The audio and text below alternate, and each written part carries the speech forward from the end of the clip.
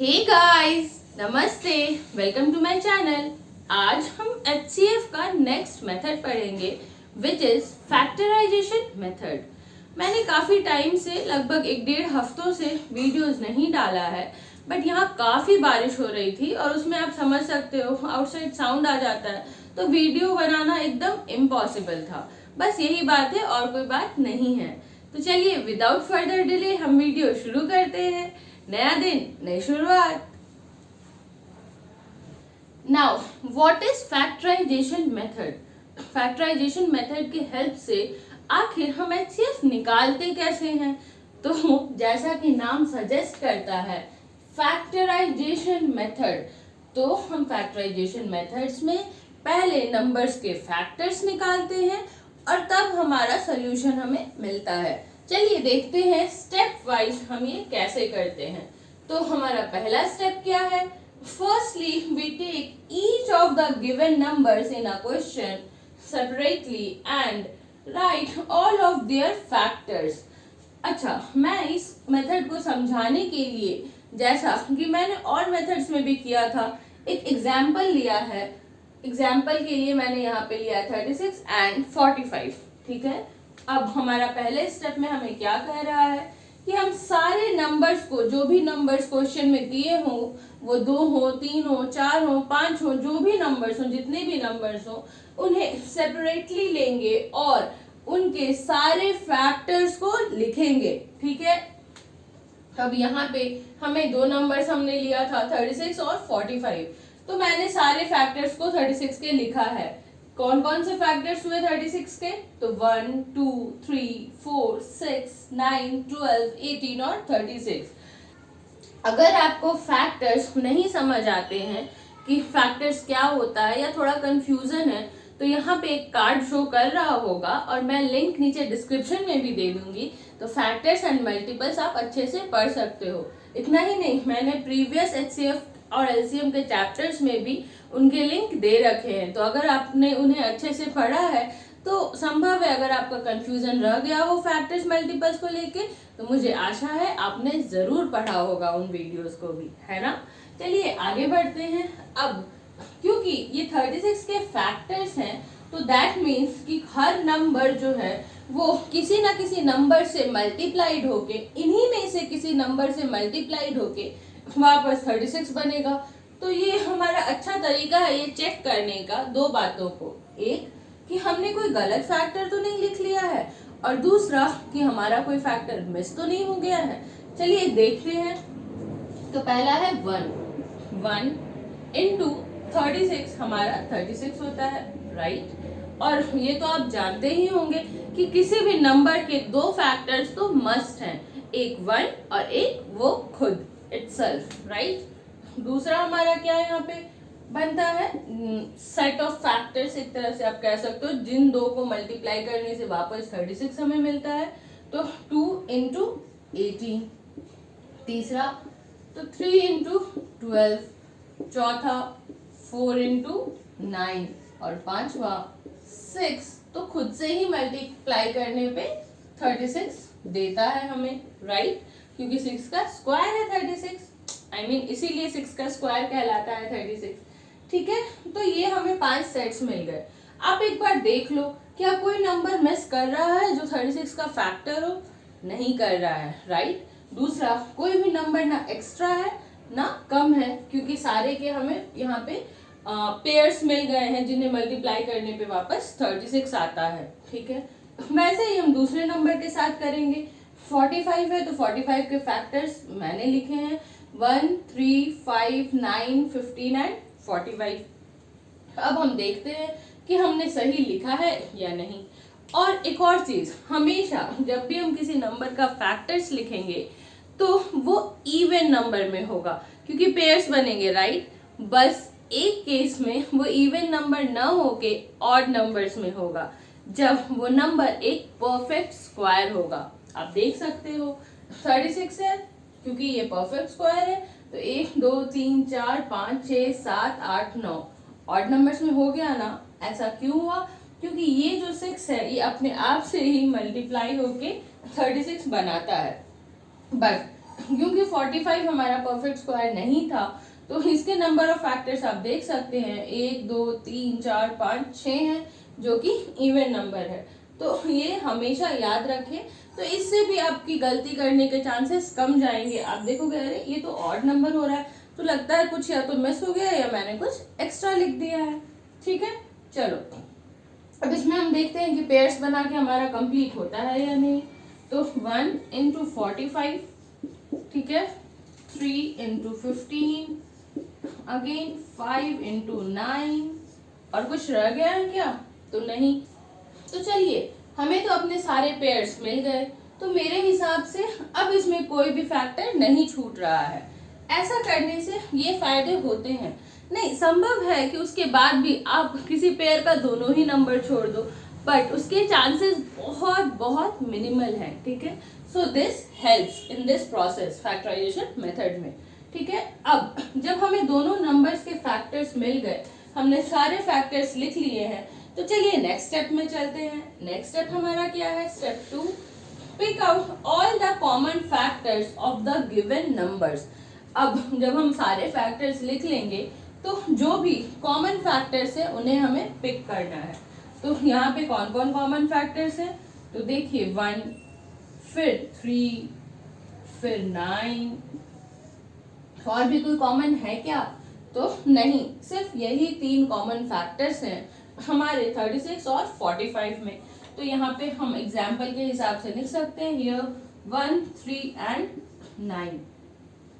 ठीक है, अब नेक्स्ट स्टेप में चलते हैं। स्टेप 3 में कहता है the largest common factor will be our HCF। HCF का तो मतलब ही होता है हाईएस्ट कॉमन फैक्टर, और वही हमारा आंसर हो जाएगा, राइट। तो यहाँ पे लार्जेस्ट कॉमन फैक्टर क्या है?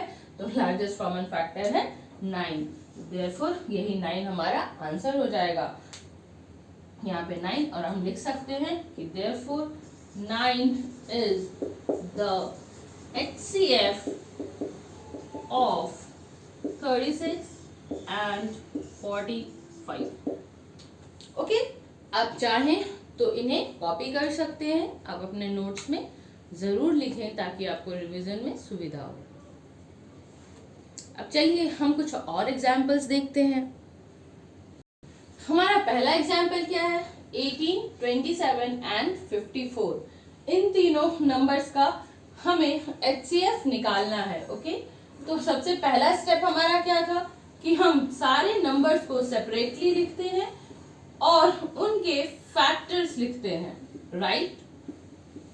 तो 18 के फैक्टर्स क्या होंगे? 1, 2, 3। आपको ये देखना है कि कौन कौन से नंबर से ये डिविजिबल है, और वही नंबर्स हमारे फैक्टर्स हो जाएंगे, राइट। आपको डिविजिबिलिटी रूल्स का भी एक कार्ड शो हो रहा होगा।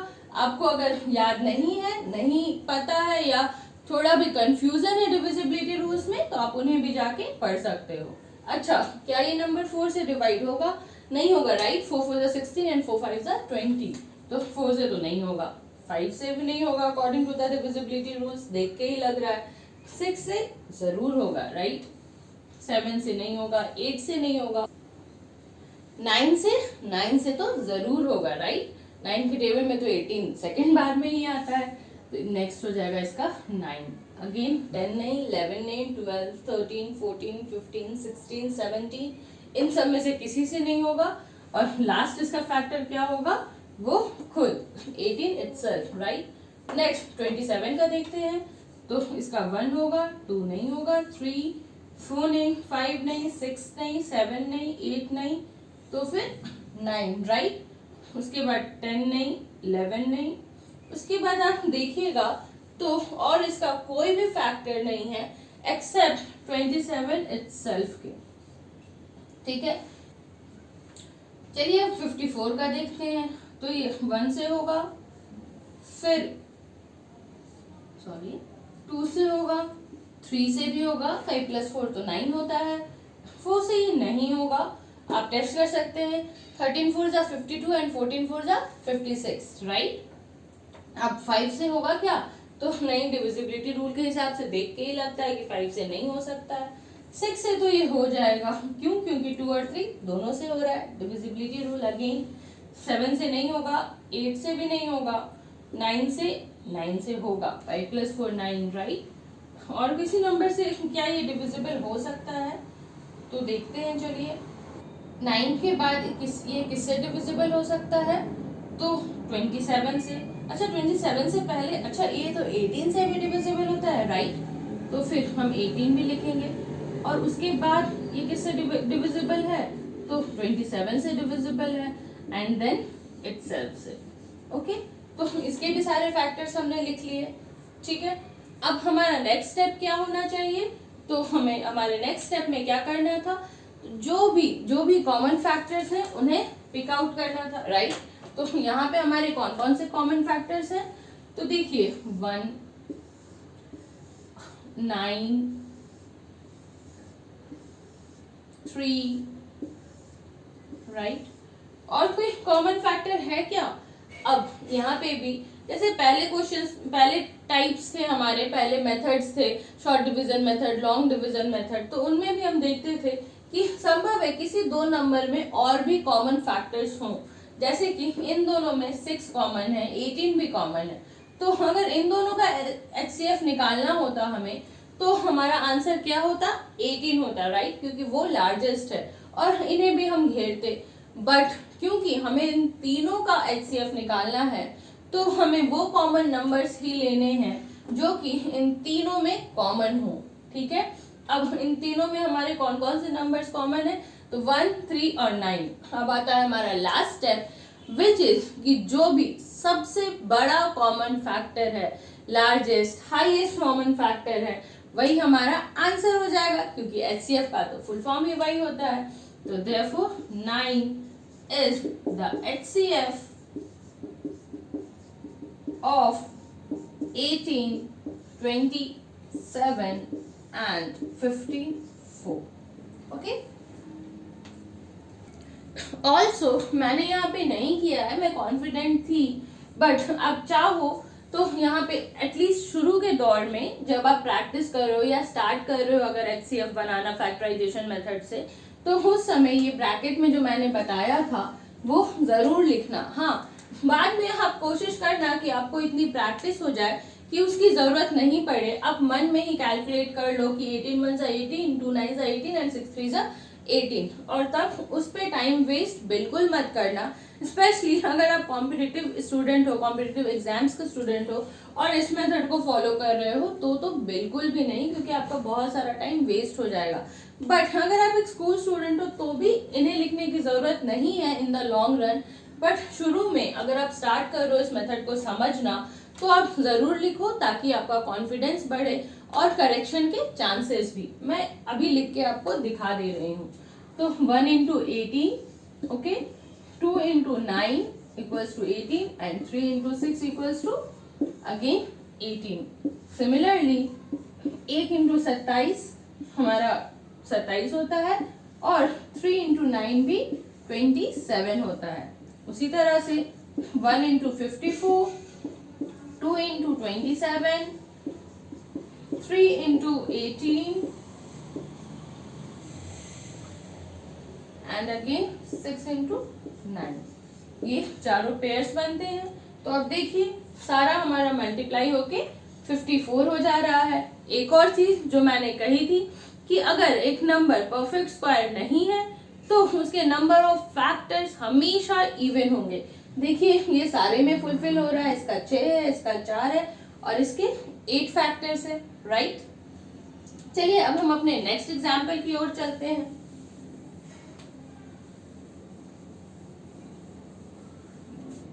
ओके, तो नेक्स्ट एग्जाम्पल में हमारा पहला नंबर है 28, दूसरा 36। जो हमारा पहला स्टेप था उस हिसाब से हमें क्या करना था, हमें हमारे सारे नंबर्स को सेपरेटली लिखने थे और उनके फैक्टर्स लिखने थे, राइट। तो 28 का होगा 1 2 4 7 एंड 28, सॉरी एक यहाँ पे मिस हो गया, 14 एंड 28 इटसेल्फ। अच्छा मैंने ये 14 कैसे, मेरा तो मिस हो रहा था लेकिन मुझे कैसे फटाक से क्लिक कर गया, वो इसलिए क्योंकि मैंने देखा कि 5 फैक्टर्स हो रहे हैं और 28 तो परफेक्ट स्क्वायर है नहीं, तो दैट मीन्स इसके कम से कम 6 होने चाहिए या 4 फैक्टर्स होने चाहिए। तो मैंने देखा था शुरू से, तो मैं ध्यान रख रही थी कि कोई भी एक्स्ट्रा फैक्टर या गलत फैक्टर मैं न लिखूं, तो कोई तो छूट रहा है। तो मैंने देखा 2 जिसके साथ पेयर बनाएगा, जिसके साथ मल्टीप्लाई करके 28 लाएगा, वो तो मैंने लिखा ही नहीं। तब दैट मेड मी क्लिक, यहाँ पे 14 छूट गया है। ठीक है, ऐसे ही आप भी ध्यान रखोगे तो कोई गलती नहीं होगी। मैं इनके पेयर्स नहीं बना रही हूँ, आप जरूर बनाएं।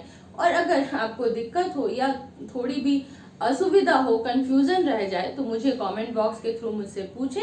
मैं इसे नेक्स्ट वीडियो में और अच्छे से समझाने की कोशिश करूंगी और पेयर्स भी बना दूंगी। ठीक है, ऐसे तो मैंने 2 के बना के दिखा ही दिए हैं, तो मुझे आशा है आप जरूर बना लोगे। चलो हम नेक्स्ट नंबर पे चलते हैं, 36। तो 1 2 3 4 6 and then 9 12 18 and 36 itself। अब क्योंकि 36 हमारा परफेक्ट स्क्वायर है, ये सेम नंबर हमने पहले भी अभी किया है, तो इसलिए इसके नंबर ऑफ फैक्टर्स क्या होंगे, तो ऑड हो जाएंगे। 1 2 3 4 5 6 7 8 9। ठीक है, क्योंकि 6 तो खुद से मल्टीप्लाई होके 36 बन जाता है, तो उसके लिए हमें पेयर नंबर की जरूरत नहीं है। चलिए 48 का बनाते हैं। 1 2 3 4 6 8 12 16 and 24 and 48 itself। ठीक है, ये सारे नंबर्स हमारे 48 के फैक्टर्स हैं। अब हमारा नेक्स्ट स्टेप क्या है, तो जो भी हमारे कॉमन फैक्टर्स हैं उनको पिक आउट करना, राइट। अब अगर मैं यहाँ पे राउंड्स करते चलूंगी तो ये थोड़ा मेसी हो जाएगा, इसलिए मैं नीचे में हल्का सा टिक लगा रही हूँ। आप चाहें तो राउंड भी कर सकते हो, उसमें कोई इशू नहीं है।